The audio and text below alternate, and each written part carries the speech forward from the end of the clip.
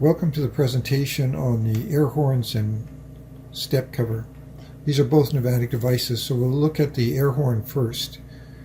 The air horn symptom was that it made a squeak and then had the normal sound. What had happened was water had gotten into the air lines because of the way the tank was incorrectly hooked up and damaged the air gauge. In going through the system, I found and corrected the problems, and that's done in the presentation on the air system in another section. You can see here where I've made a manifold, and that now drives the air horn and the steps.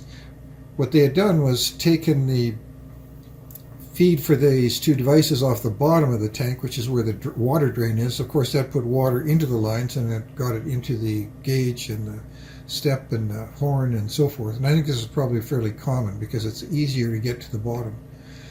Anyway, this was redone, and it goes through an air dryer for at least the simpler 3/8 inch gauges and external couplings and so forth, not for the airbags. And as I say, that is in the air pressure system that's on another menu.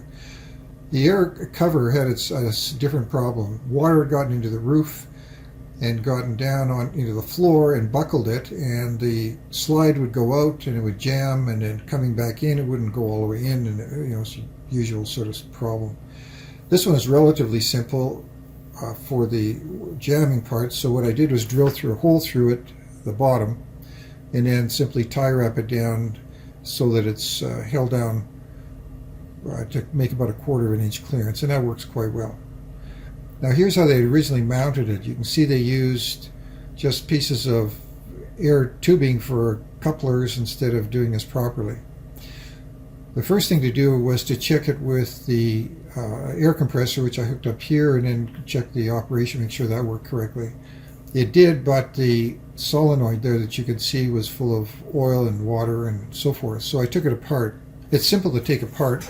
Just clean it and then put the little bit of silicone grease back in there, or lithium grease I used, and then I changed the adapters where it sets the two air channels for in and out, and you can see those there, but here it is taken apart.